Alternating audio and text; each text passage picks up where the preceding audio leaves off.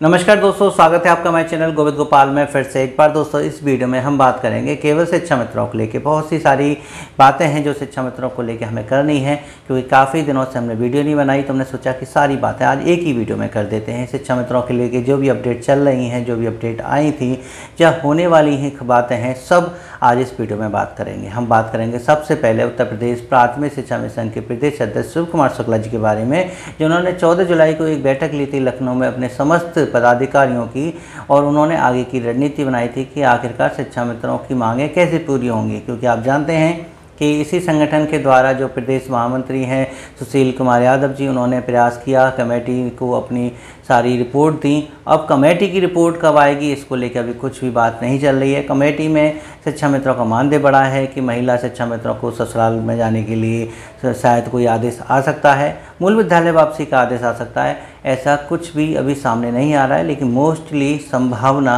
यही बन रही है कि शायद ये सब बातें उसमें हैं, और इनका जो रेस्पॉन्स है वो भी पॉजिटिवली सरकार से देखने को मिल रहा है। लेकिन वो कब आएगा इसको लेके सभी लोग परेशान हैं। दूसरी बात हो गई कि शिव कुमार शुक्ला जी ने शिक्षकों के साथ एक संयुक्त मोर्चा बनाया इस ऑनलाइन अटेंडेंस के विरोध में, और उसमें भी अपनी मांगें रखी। उसमें भी शिक्षकों की साथ साथ शिक्षा मित्रों की मांगें भी हैं, लेकिन क्या उनसे शिक्षा मित्रों की सभी समस्याएं दूर हो जाएंगी? तो ये भी बात सोचने का है। क्या ऑनलाइन अटेंडेंस की समस्या ख़त्म हो जाए, यानी शिक्षकों की बातें मान ली जाएं, तो क्या उसमें शिक्षा मित्रों की भी समस्याएं शामिल हो जाएंगी? तो ये सब उसमें सब बातें हैं, लेकिन अभी शिक्षा मित्र इन सब चीज़ों से सहमत नहीं है, इसलिए वो अपनी आगे की रणनीति बनाए हुए हैं। तो इस 14 जुलाई की बैठक में प्रदेश अध्यक्ष शिव कुमार शुक्ला जी ने अपने समस्त जिला जो अध्यक्ष हैं उनको बुलाया, आमंत्रित किया अपने सभी पदाधिकारियों को, और ये निर्देश दिए कि आगे की रणनीति में आपको 25 जुलाई को अपने जिला मुख्यालय पर 12,000 लगभग ऐसे शिक्षा मित्र जो असमय काल के गाल में चले गए, सुप्रीम कोर्ट के आदेश के बाद वो उस दुनिया को छोड़ के चले गए, ऐसी स्थिति में आने के बाद जिसमें वो सर्वाइव नहीं कर पाए, उनको आपको श्रद्धांजलि देनी है। जी हाँ, उन परिवार को हम भूल नहीं सकते हैं, उन शिक्षा मित्रों को हम भूल नहीं सकते हैं। इसलिए आज भी चाहे उसका रेस्पॉन्स सरकार की तरफ से कुछ भी नहीं मिल रहा है, लेकिन वो आज भी हर वर्ष की तरह 25 जुलाई को शिक्षा मित्र काली दिवस के रूप में मनाएगा, और इसके लिए श्रद्धांजलि अर्पित करेगा अपने अपने जिला कार्यालय पर दोपहर 2:30 बजे। जिला अलीगढ़ में ये कार्यक्रम आयोजित किया जाएगा। जिला अध्यक्ष के द्वारा ये सभी को संदेश दिया जा चुका है। साथ ही साथ ये एक तरह से धरना प्रदर्शन भी है। लेकिन क्या इसके बाद शिक्षा मित्र और शांत बैठेगा? अब आपको बताएं कि इसके बाद भी अगर सरकार शिक्षा मित्रों की बातें नहीं मानती है तो एक धरना रखा गया है। जी हाँ, ये धरना रखा गया है 5 सितंबर का, यानी कि अब कमेटी की रिपोर्ट हो, चाहे सरकार की तरफ से कोई रेस्पॉन्स देने वाली बात हो, ये सब की डेडलाइन है 5 सितंबर।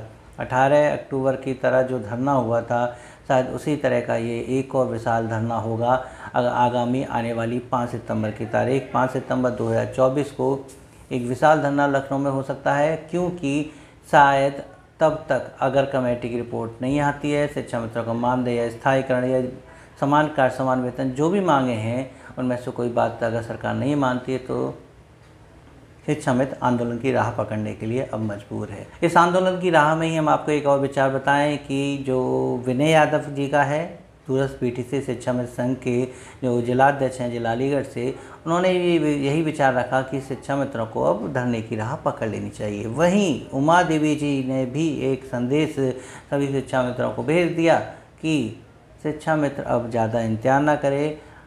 शिक्षा मित्रों को आगे जो पिछली जो बदनीति बातें थी उसमें कहीं ना कहीं शिक्षा मित्रों को धोखा मिला है, लेकिन अब वो ये कह रही हैं कि अगर कमेटी की रिपोर्ट जल्द ही जारी नहीं होती है तो आप एक धरना ऐसा आयोजित कीजिए जो कमेटी की रिपोर्ट आने तक लखनऊ की ज़मीन पर चलता रहे। क्योंकि धरने होते हैं, कमेटी बनती है और धरने ख़त्म कर दिए जाते हैं, लेकिन ये जो धरना होगा वो कमेटी बनने के लिए नहीं बल्कि कमेटी की रिपोर्ट को सामने लाने के लिए होगा, और जब तक कमेटी की रिपोर्ट नहीं आ जाती ये धरना चलता रहे।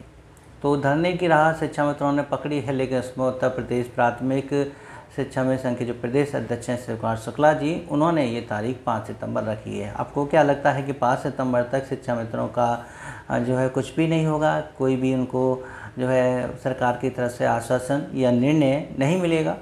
लेकिन ऐसा नहीं है, लगता है कि जल्द ही शिक्षा मित्रों के साथ अच्छा होने जा रहा है, कुछ खुशियाँ शायद उनको मिल सकती है।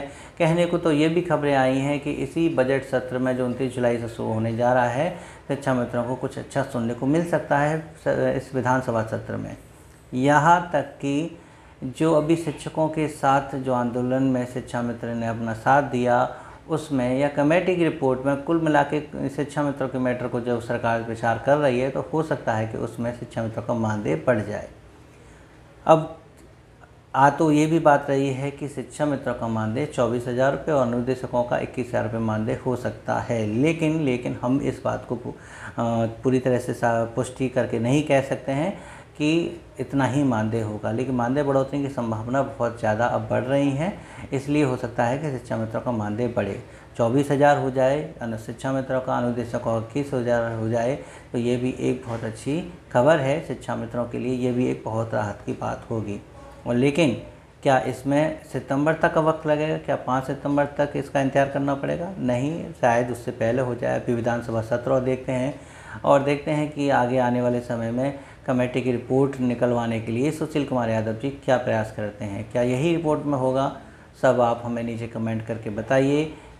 और ये भी बताइए कि आपको क्या उम्मीद है कि 5 सितंबर से पहले अगर सरकार ऐसा कर देती है तो शिक्षा मित्रों के लिए ये एक अच्छी खबर होगी, या 5 सितंबर को लखनऊ की ज़मीन पर फिर से एक बार विशाल आंदोलन करके शिक्षा मित्र अपनी बात मनवाएगा। और अंत में हम बेसिक शिक्षा की खबर में आपको बता दें कि जो बैठक हुई थी, जो मीटिंग हुई थी शिक्षक संगठन के साथ, संयुक्त मोर्चा के साथ, उसमें जो आदेश था ऑनलाइन अटेंडेंस का वो तो स्थगित कर दिया, लेकिन बाकी जो 11 डिजिटल रजिस्टर हैं उनको तो आपको करना होगा, ऐसी बात सामने आई थी। तो इसकी पुष्टि संयुक्त मोर्चा के प्रदेश अध्यक्ष ने भी कर दी है कि ऐसी कोई हमारी बात मीटिंग में नहीं हुई थी और हम किसी भी रजिस्टर को ऑनलाइन नहीं करेंगे जब तक ये आदेश स्थगित की जगह निरस्त नहीं हो जाता है, या कह लीजिए कि उनकी मांगों को नहीं मान लिया जाता है। अब उनकी मांगें क्या हैं ये आपको पहले से ही पता है, शिक्षकों ने क्या क्या मांगें रखी हैं, लेकिन उन्होंने इस स्थिति को साफ करते हुए कहा है कि शिक्षक संगठन आज भी विरोध में है और उनका धरना जो है चल रहा है। अगर उस मीटिंग का जो रूपरेखा है, जो कार्य रूपरेखा है, वो अभी तक प्रिंट में उनको नहीं मिली, क्योंकि वो अभी तक उनके हाथ में प्रिंट होके नहीं आई है, केवल ऑनलाइन ही उसकी कॉपी चल रही है। ये ऑनलाइन ही खबर है। जब तक उसकी प्रिंट में कॉपी नहीं आती है तब तक वो इस बात पर यकीन नहीं करेंगे, और जब तक कमेटी की भी रिपोर्ट नहीं आ जाती है तब तक वो किसी भी कार्य को नहीं करेंगे। कमेटी जो बनी है जब वो अपनी रिपोर्ट दे देगी उसके बाद ही देखा जाएगा कि बाकी के रजिस्टर ऑनलाइन करने हैं या नहीं करने हैं, शिक्षकों की मांगें कितनी मानी गई हैं या नहीं गई हैं, इसके बाद ही शिक्षक संगठन कुछ करने के मूड में है। अभी तो उन्होंने सभी का बहिष्कार किया है, सभी सरकारी ग्रुप में से, जो व्हाट्सएप ग्रुप है उनमें से निकलने के लिए, लेफ़्ट होने के लिए प्रदेश अध्यक्ष का पहले ही निर्देश आ चुके हैं, संदेश आ चुके हैं। तो लोग सरकारी कार्यों का बहिष्कार कर रहे हैं। तो कहीं कहीं तो लोग सामूहिक बीएलओ कार्य का भी जो है इस्तीफ़ा दे रहे हैं, जो रिज़ाइन कर रहे हैं। कहीं एआरपी पद का रिज़ाइन किया जा रहा है तो कहीं संकुल पद का रिज़ाइन किया जा रहा है। कुल मिला के अभी शिक्षकों का विरोध जारी है, और अगर ये बात नहीं मानी तो 29 जुलाई को वो निदेशालय कार्यालय पर घेराव करेंगे। 29 जुलाई तक अगर वो रूपरेखा, जो कार्यरेखा है बैठक की, वो नहीं आती है सामने, 29 जुलाई को धरना लखनऊ में होने जा रहा है शिक्षकों का। और इधर शिक्षा मित्रों का 5 सितंबर संभावित तिथि है। अब आपका क्या कहना है नीचे कमेंट करके बताइए। क्या आपको सरकार की तरफ से कुछ लाभ मिल सकता है? शिक्षा मित्रों को क्या कोई खुशखबरी मिल सकती है? ये भी आप हमें नीचे कमेंट करके बताइएगा। वीडियो अच्छी लगी तो प्लीज़ लाइक और शेयर करना मत भूलिएगा। चैनल पर नए हो तो चैनल को सब्सक्राइब कर लीजिएगा। मिलेंगे आपसे अगली वीडियो में ऐसे ही कुछ अपडेट के साथ। तब तक के लिए नमस्कार, जय हिंद।